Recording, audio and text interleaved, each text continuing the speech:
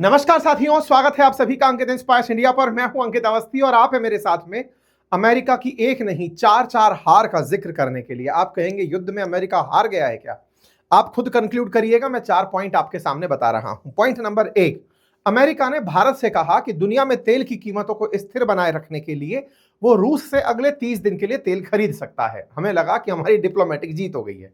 अगले ही दिन अमेरिका दुनिया भर के देशों से कहता है कि सुनो, रूस का जो तेल मार्केट में तैर रहा है, जहाजों में है, खरीद लो ताकि दुनिया के अंदर ऑयल प्राइसेस सीमित बनी रहेंगी। मतलब इनके नाम पर बिल फाड़ने वाले ट्रंप, जिन्होंने कहा था कि 24 घंटे के अंदर रशिया यूक्रेन युद्ध रुकवा देंगे, ना तो वो युद्ध रुकवा पाए, रशिया पर लगाए हुए सैंक्शन से भी पीछे हट गए। दुनिया के सभी देशों से कहा है कि वो तेल खरीद लें। नंबर तीसरा, अभी उन्होंने हाल ही में कहा है कि स्ट्रेट ऑफ हॉर्मुज के अंदर निकलने वाले जहाजों को वो सुरक्षा नहीं दे सकते।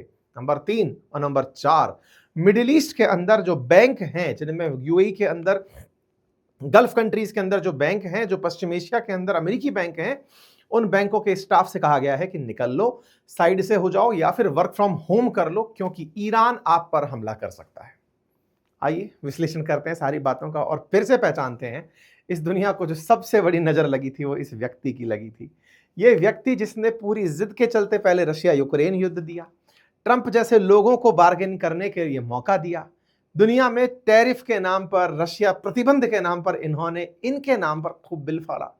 आज की स्थिति यह है कि ना तो इन्हें राहत है और ना ही इन्हें अपना नाम बनता दिख रहा है। दुनिया में बाजार के हालत भयंकर खराब हो चुके हैं और इस समय में जो सबसे बड़े विजेता बनकर निकल कर आ रहे हैं वो है मिस्टर पुतिन, और उनको विजेता घोषित करने में, मदद करने में कामयाब हुए हैं ईरान के राष्ट्रपति। वो सब कैसे, आज के सेशन में डिस्कस करेंगे। आप सबके सामने हमने एक जानकारी पहले भी दी थी कि भारत को तेल परचेज करने की परमिशन दी गई थी। अमेरिका ने ये कहा था हमने परमिशन दी, भारत सरकार ने इनकार किया कि ये कौन होता है कहने वाला। भारत की तरफ से प्रतिक्रिया आई कि नहीं साहब, हमें तो कोई कहने की जरूरत नहीं है, हम तो अपने हिसाब से खरीदते रहेंगे। हमने हालांकि इस पर एक प्रॉपर डिटेल सेशन किया, लेकिन अब वर्ल्ड के सभी देशों से कह दिया गया जिन्हें भी तेल खरीदना है रूसी तेल खरीद सकते हैं। इसका मतलब इनके द्वारा कुल मिलाकर पुतिन को विजेता डिक्लेयर कर दिया गया है। युद्ध कहीं भी हो, विजेता पुतिन है, यह अपने आप में बहुत बड़ी और गहरी बात मानी जानी चाहिए। मैंने हालांकि ये जानकारी हमारे एक अन्य यूट्यूब चैनल बातें बाजार की पर कल ही बता दी थी, जिसमें मैंने ये कहा था कि किस तरह से ना तो जहाजों को रोकने में कामयाब हो पा रहा है अमेरिका, ना ही जहाजों को सुरक्षा देने में कामयाब हो पा रहा है। और रही बात रूस से तेल परचेज करने की, तो हमने अपने सेशन में कल भी बताया था कि भारत रूस से तेल खरीदता रहा है और वो जनवरी में भी खरीदता रहा, फरवरी में भी खरीदता रहा। जब जब रूसी प्रतिबंध रहे हमने तेल खरीदा। हालांकि अमेरिका को लगता है कि अब उसने आदेश देकर दुनिया के लिए काम आसान कर दिया है। बाकायदा एक ऑफिशियल लेटर जारी होता है office of foreign asset control के नाम पर, और वो कहता है कि issuance of Russia related general licence, और इसमें ये लाइसेंस देते हैं इस बात का कि मार्केट के अंदर ऑयल की कीमतें स्थिर रखने के लिए जो भी रूसी जहाज इस समय समुद्र में तैर रहे हैं। आप सभी को याद होगा जब ट्रंप ने रूस के तेल खरीदने पर पाबंदी लगाई, तब बहुत सारे रूसी तेल के जहाज ऐसे थे जो पूरी तरह समुद्र में पड़े रह गए थे, यानी कि उनको खरीदार नहीं मिल रहा था। वो डेस्टिनेशन के लिए निकले थे, रास्ते में ही अटक गए थे।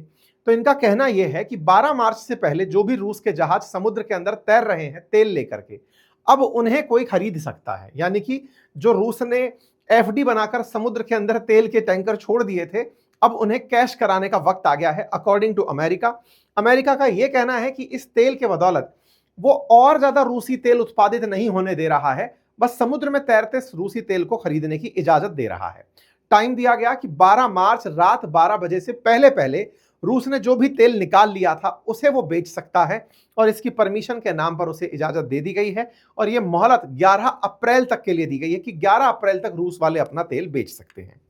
ये क्यों हुआ? ट्रंप की भाषा में कहें तो इनको लगता था कि जब ये ईरान पर हमला करेंगे तो तेल की कीमतें नहीं बढ़ेंगी। थोड़े दिन बाद इनको लगा कि हो सकता है थोड़े दिन के लिए तेल की कीमतें बढ़े, फिर हो सकता है कि थोड़े दिन बढ़ेंगी लेकिन फिर से नीचे आ जाएंगी, और अब इन्हें लगता है कि अगर तेल की कीमतें बढ़ती हैं तो ये तो अमेरिका के लिए अच्छी बात है। कुल मिलाकर के इनकी विफलताओं का दौर जारी है, और इसके अंदर अब इंटरनेशनल कूटनीति में इनके बहुत से उदाहरण शामिल हो चुके हैं। फिर चाहे जियोपॉलिटिक्स के अंदर रशिया यूक्रेन युद्ध ना रुकवा पाना हो, चाहे ग्रीनलैंड के मसले पर पीछे हटकर आना हो, चाइना के सामने टैरिफ के आगे खड़े ना रह पाना हो, भारत पर टैरिफ लगा लिया लेकिन चाइना पर कोई एक्शन ना ले पाना हो, भारत को रूस के तेल खरीदने पर पाबंदी लगवाई गई हो कि नहीं खरीदेंगे, बाद में फिर उसे परमिशन दे देना हो, ये सारी चीजें। और अब ईरान जो बिना प्रिपरेशन के तैयारी करके, बिना प्रिपरेशन के उस पर हमला करने की जो नीति हो, वो कुल मिलाकर के इन्हें एक बड़ा फेलियर सिद्ध कर रही है। जहां तक बात हो रशिया यूक्रेन युद्ध की, उसमें बाइडेन की नीति थी कि वो जेलेंस्की के साथ थे लेकिन भारत को तेल खरीदने दे रहे थे। भारत को तेल खरीदने के पीछे का उनका तथ्य यही था कि भारत ने वर्ल्ड को कन्विंस किया था कि अगर हम तेल नहीं खरीदेंगे तो विश्व में तेल की कीमतें बढ़ जाएंगी। लेकिन अमेरिका उस समय बात मान गया था।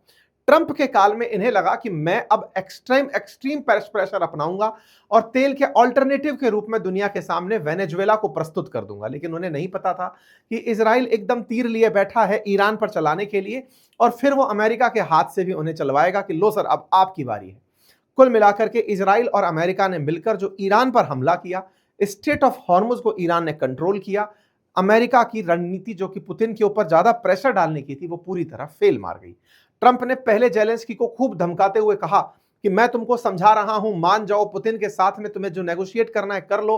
पुतिन को बुला करके भी समझाया, लेकिन शायद पुतिन ये जानते थे कि दुनिया में जिस तरह का प्रेशर क्रिएट हो रहा है, एक दिन मेरी जरूरत पड़ेगी। हालांकि दिन इनके खराब बहुत आए, बीच में लगभग ऐसा लगने लग गया था कि इकोनॉमी इनकी कोलैप्स कर जाएगी, लेकिन ईरान का जंग जो है वो इनके लिए वरदान साबित हुआ। पुतिन का लंबे समय तक डटे रहना कि नहीं, मैं अमेरिका के भेजे किसी भी प्रतिनिधि मंडल के सामने नहीं झुकूंगा, लगातार यूक्रेन के अंदर एंट्री करता जाऊंगा, ये पूरी तरह से अमेरिका को फेल करने में कामयाब रहा। सोचो, 1 महीने पहले तक आर्टिकल छप रहे थे कि रशिया की इकोनॉमी एंटर कर चुकी है डेथ जोन के अंदर, क्योंकि अमेरिका ने तमाम देशों को बैन कर दिया है तेल खरीदने से। यूरोप और अमेरिका मिलकर लगातार ये नीति चला रहे थे, लेकिन इन दोनों ने मिलकर के जो ईरान का स्टेप उठाया, खमनेई को खत्म करने का जो तरीका निकाला, उससे पूरी तरह वर्ल्ड के अंदर फिर से पावर इक्वेशंस बदल गई। आज ईरान के अंदर तो खूब ज्यादा बम धमाके हो रहे हैं, लेकिन बदले में ईरान ने भी इन पश्चिम एशिया के देशों को निशाना बनाना जारी रखा है। अमेरिका के बहुत से बेसिस को लगातार निशाना बना रहा है। निशाने के चलते उसने अपनी एक जिद पकड़ ली है कि तुम्हें युद्ध का विजेता घोषित होना है तो स्ट्रेट ऑफ हॉर्मुज से जहाज निकाल के दिखा दो। अमेरिका को उसी के कर्म क्षेत्र में ले जाकर मारने की जो प्लानिंग ईरान ने की, वो ये है कि तुम्हारे गोले जितने तुम चलाओ, तुम्हारे ऊपर नंबर है, तुमको जितना बताना है बता दो, लेकिन जब तक बात हो स्ट्रेट ऑफ हॉर्मुज पे कंट्रोल करने की कि यहां से तुम जहाज निकाल ले जाओगे और हम तुम्हें निकालने देंगे, बोले आ जाओ, तुम्हें हम दृश्य दिखाते हैं। अमेरिका ने खूब तरह से ईरान को झुकाने के, खुद के विजेता होने के अनाउंसमेंट किए, लेकिन ईरान ने साफ कह दिया कि कोई भी देश हो, तेल का जहाज अगर यहां से निकालना चाहेगा तो बिना हमारी परमिशन के नहीं होगा। आईआरजीसी परमिशन देगी, जहाज पार होगा। आईआरजीसी की बिना परमिशन के अगर निकलोगे तो कल की कल इन्होंने 3 जहाजों को फूंक दिया, उड़ा दिया, उनमें बम धमाके कर दिए। कल की सुर्खी बड़ी सुर्खी बनी, जिसके चलते ब्रेंट ऑयल के जो भाव हैं, क्रूड ऑयल के जो भाव हैं, वो बढ़ गए। और आईआरजीसी ने कल ही कहा कि तैयार रहिए दुनिया वालों, क्रूड ऑयल के भाव $200 प्रति बैरल तक चले जाएंगे, क्योंकि अगर अमेरिका हम पर हमले जारी रखता है, हम स्ट्रेट ऑफ हॉर्मुज पर पूरी ताकत लगा देंगे, यहां से किसी का माल नहीं निकलने देंगे। कुल मिलाकर सप्लाई को कंट्रोल करके ईरान बैठ गया है। दुनिया का लगभग 1.5 करोड़ बैरल प्रतिदिन ऑयल यहां से पार होता था 2023 में। विचार कर देखिए, अब अगर वो पूरी तरह बाधित हो जाएगा तो ऑयल सप्लाई का क्या असर होगा। परिणाम यह निकलता है कि अमेरिका, जब कहा जाता है कि सर आप निकलवा दीजिए, आपने कहा था कि जहाजों को मेरी नेवी के जहाज एस्कॉर्ट करेंगे, उनको प्रोटेक्ट करके निकाल कर ले जाएंगे, इस पर अमेरिका ने कल ही बयान दिया और कहा कि स्ट्रेट ऑफ हॉर्मुज से जहाजों की सुरक्षित यात्रा के लिए मैं जिम्मेदारी नहीं ले सकता, हम तैयार नहीं हैं, we are simply not ready. ऐसा कहते हुए अमेरिका ने अपना पल्ला झाड़ लिया। साफ साफ इनके एनर्जी सेक्रेटरी ने कहा कि अब जिस तरह के अटैक ऑयल टैंकर्स पर हो रहे हैं, अब यहां पर हम किसी तरह की मदद करने के लिए तैयार नहीं हैं। मदद के लिए तैयार ना होना सीधा सा अर्थ है ईरान को विजेता मानना, ईरान का लगे रहना। ईरान को अपनी तरीके की चीजें पता थी कि मैं किस तरह की नेगोशिएटिंग पावर में बैठा हूं, और ये पूरी तरह से पुतिन की सोची समझी रणनीति सिद्ध हो रही है। जहां पर वो इंतजार करके बैठे थे कि तेल का क्राइसिस आएगा, तुम दौड़ कर मेरे पास आओगे। यही कारण है कि 2 दिन पहले ट्रंप ने पुतिन से टेलीफोनिक वार्ता की और पुतिन ने इनको सिखाया कि सर, अगर आप वाकई में चाहते हो कि ईरान युद्ध के कारण लोग आपको ना भला बुरा कहें, तो मेरे सैंक्शंस को हटाओ, मेरे रशियन ऑयल को सब जगह बिकने दो। और हुआ भी ये, रूसी तेल बिकना लगा, लेकिन किसी को यह नहीं पता था कि वो अमेरिका के लिए और बड़ी शर्मिंदगी बनकर आएगा। रूस का तेल बिकना, यूक्रेन के मामले में अमेरिका का पीछे एक कदम सरक जाना। मैं बार बार कहता आया हूं, जेलेंस्की का जो भी स्टैंड अब तक रहा, जिद से लेकर के आज तक की स्थिति, दुनिया को जिस तरह से इन्होंने युद्ध के करीब ले जाकर डाल दिया, ये अपने आप में आने वाले समय का एक अध्ययन बिंदु होगा। जेलेंस्की लगातार ट्रंप के सहारे चाह रहे थे कि अमेरिका कुछ ना कुछ करके पुतिन को कमजोर कर दें, दुनिया के अंदर ऑयल सप्लाई के नाम पर पुतिन जो पैसे कमाते हैं उसे रोक दें। लेकिन ये भूल गए थे कि असली ताकत अब पुतिन अपने पास रोक कर बैठे हैं। दुनिया की जो इस समय की जो ब्लैक गोल्ड है, जिसे आप क्रूड ऑयल कहते हैं, उसकी सप्लाई वो रोक कर बैठे हैं। उन्हें नहीं रोका जा सकता। उनके साथ केवल बातचीत और समझौते की नीति ही अपनाई जा सकती है, जिसे भारत लगातार कहता आ रहा था, डिप्लोमेसी, डायलॉग और पीस, जो ये नहीं समझ पाए और इनको नुकसान उठाना पड़ा। ये जो बात हम बोल रहे हैं, इस बात को आज से 2 दिन पहले यूरोपियन काउंसिल के जो प्रेसिडेंट हैं डो कोस्टा, उन्होंने अपने बयान में ये बात साफ कही। प्रेसिडेंट कोस्टा ने कहा कि इस पूरे जंग का विजेता असल में पुतिन है, जिन्होंने इस पूरे खेल को अपने पक्ष में कर लिया है। हमने इस पर भी बातें बाजार की पर एक प्रॉपर सेशन किया था, लेकिन जेलेंस्की अभी भी अमेरिका के भरोसे बैठे हुए हैं। खैर छोड़िए, इन सारी विजेताओं को देखते रहिएगा। अब आते हैं पॉइंट नंबर 2 पर। ईरान ने कहा है कि वो अब पश्चिम एशिया के अंदर, यानी दुबई, सऊदी, कुवैत, बहरीन, इन सब देशों के अंदर जो भी अमेरिकी और यूरोपियन बैंकिंग सिस्टम है, उस पर हमला करेगा। अब साहब, ऐसा हमला करने का आदेश क्यों? देखिए, आप लोगों को यह तो यहाँ ध्यान होगा कि भारत से भी बहुत सारे निवेशक और विशेष रूप से एशिया के बहुत से देशों के बहुत सारे फंड के धनी लोग जो हैं, वो दुबई जाकर सेटल हो गए थे। और ये युद्ध शुरू होने से पहले भी मैंने आपसे कहा था कि ईरान के पास केवल स्ट्रेट ऑफ हॉर्मुज नहीं है, उसके पास दुबई भी है, उसके पास दोहा भी है। वो इन देशों को अगर नुकसान पहुंचाना शुरू करता है, इन शहरों को अगर नुकसान पहुंचाना शुरू करता है, तो दुनिया के देश स्वतः ही सरेंडर स्थिति में आ जाएंगे। दुबई में ना जाने कितने देशों का अरबों रुपया लगा हुआ है, बहुत से पैसा रियल एस्टेट में लगा है, लोगों ने फंड सेफ हेवन के रूप में सजा कर रखा हुआ है। अब जहां पैसा रखा हुआ है वो बैंक्स हैं, और उन बैंकों को निशाना बनाने का इन्होंने फरमान जारी कर दिया है कि मैं अब बैंकों को निशाना बनाऊंगा। आपके दिमाग में फिर से एक सवाल उठेगा, क्या यूएई ने, कतर ने कोई रिटेलिएट करने का प्लान अब तक नहीं बनाया? उन्हें पता है कि अगर ऑफिशियली उन्होंने रिटेलिएट कर दिया तो उसकी 5 मिसाइलें पूरे इंफ्रास्ट्रक्चर को बर्बाद कर देंगी। दुबई जो दुनिया में इतने समय से यह दिखाने को कामयाब रहा कि हमारे यहां बहुत शांति है, आइए और निवेश करिए, सुरक्षित निवेश के ऑप्शन के रूप में रहिए, उसे बुरी तरह झटका लग रहा है। लगातार दुबई की जो सेफ्टी रैंकिंग है वो गिरती जा रही है। लोग निवेश के नाम पर अब दुबई को इनसिक्योर फील कर रहे हैं। सिंगापुर फिर से हाईलाइट होने लगा है, हांगकांग फिर से हाईलाइट होने लगा है कि यार यही देश सही है जहां पर कोई रीजनल इनस्टेबिलिटी नहीं है। दुबई ने ईरान के चुप रहते जो भी लाभ कमाया था, अब वो पे ऑफ करने का समय आ गया है। ईरान ने अपनी तरफ से साफ कह दिया है कि मैं इन्हें अब निशाना बनाऊंगा, क्योंकि दुबई दुनिया का एक इंटरनेशनल ऐसा सेंटर बनकर आया था जहां पर अमेरिकी बैंक हो, रूसी बैंक हो, यूरोपियन बैंक हो, हमारे एशियन की जितनी भी बैंक हो, वो सब आकर के व्यापार कर पाती थी। बड़े सारे लोग ट्रेड के लिए यहां प्रेजेंट हो पाते थे। अब इन्हें निशाना बनाया जाना शुरू होगा। यह आदेश ऐसे समय पर आया जब ईरान की एक बैंक को इजराइल ने निशाना बना दिया। असल में ईरान की जो IRGC है, ईरान की जो सरकारी कर्मचारी हैं, उनके लिए एक बैंक है जिसका नाम है सेपा बैंक। सेपा बैंक ही है जो कर्मचारियों की तनख्वाह डिलीवर करती है। इजराइल ने क्या किया? सेपा बैंक पर हमला कर दिया। सेपा बैंक पर हमला हुआ तो उसका डेटा उड़ गया, किसको कितनी तनख्वाह देनी है। तो इजराइल ने क्या सोचा कि मैं इस तरह से बैंकिंग सिस्टम को ध्वस्त कर दूंगा तो पैसा इनके कर्मचारियों तक जाएगा नहीं, और जब सैनिकों तक पैसा नहीं पहुंचेगा तो वो युद्ध करने की स्थिति में होंगे नहीं। तो सेपा बैंक पर जैसे ही हमला हुआ तो ईरान ने कहा कि 20 तारीख को नौरोज का उत्सव है, उस समय पर लोग त्योहार की तैयारियों में होंगे, आपने उस बैंक को निशाना बना दिया जो हमारे कर्मचारियों की जरूरत थी। कोई बात नहीं, आपको लगता है कि आप विजेता हो गए, आइए अब मैं आपको इसका बदला चखाता हूं।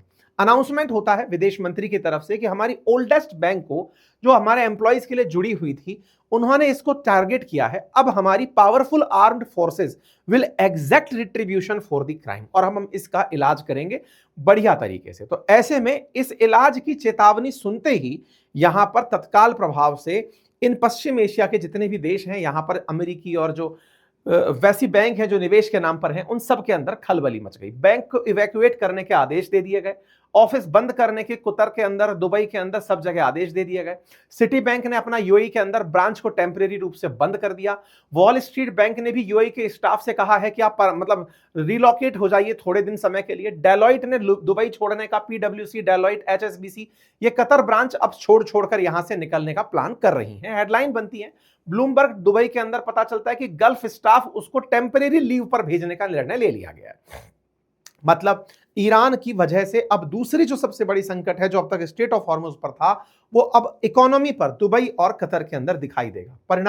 परिणाम यह होगा कि आने वाले समय में इन देशों के अंदर लोग निवेश करने से डरेंगे और अमेरिका पर विश्वास करने से डरेंगे। अमेरिका हालांकि बहुत पहले से चाहता था कि इन लोगों के साथ में नेगोशिएशन करता चलो, और आपको याद भी होगा हमने बहुत पहले भी आपसे कहा था, ये मार्च 2026 की कटिंग है, हमने अपना सेशन करते हुए कहा था कि ईरान हमला करने से, अमेरिका हमला करने से रुक क्यों गया।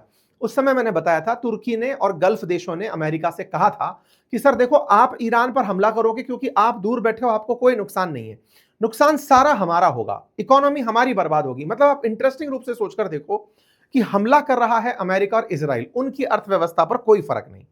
नुकसान हो रहा है ईरान का, जिसके ऊपर खूब सारे बम गिरे, खूब सारे लोग मरे। लेकिन जो सबसे बड़ा नुकसान हो रहा है अर्थशास्त्र की भाषा में अगर कहें तो भाई साहब, वो गल्फ कंट्रीज का हो रहा है। यहां पर कुछ किया ही नहीं, इन्होंने कोई गोला नहीं चलाया, बम नहीं चलाया, और इनकी अर्थव्यवस्था पूरी तरह धराशायी हो गई। मतलब इनकी अर्थव्यवस्था का धराशायी होना एक चर्चा बनेगा। इनका ना तेल बिक पा रहा है, ना यहां से लोग निकल पा रहे हैं, ना लोग आ पा रहे हैं, टूरिज्म पूरी तरह, बिलियंस ऑफ डॉलर का नुकसान उन देशों का हो गया जिन्होंने युद्ध में पार्टिसिपेट ही नहीं किया था। इसीलिए यूएस ने इग्नाइट किया ईरान वॉर, लेकिन गल्फ अरब स्टेट पे द प्राइस, ये खबर 2 दिन पहले निकल करके आई है। और ये गल्फ देशों को समझ में आने लग रहा है, गल्फ देशों को यह समझ में आने लग रहा है कि अमेरिका एक रिलायबल, ट्रस्टवर्दी पार्टनर नहीं है। वो अगर रहता तो वो उन्हें इस प्रकार के संकट में नहीं डालता। खैर क्या करें, अमेरिका में ट्रंप है, फिर से वो कुछ ना कुछ बार्गेन करके इनको मना ले जाएंगे। लोगों का अब यह भी कहना है कि ट्रंप ने एप्स्टाइन फाइल से दुनिया का ध्यान हटाने के लिए दुनिया में युद्ध थोप दिया। लेकिन ये कितना सही है, कितना गलत है, ये तो खैर आने वाला समय बताएगा। आप लोग इसे कैसे देखते हैं जरूर कमेंट बॉक्स में बताइए। चैनल पर नए हैं तो सब्सक्राइब कर लीजिए। फिलहाल के लिए इतना ही, अपना ख्याल रखें, धन्यवाद।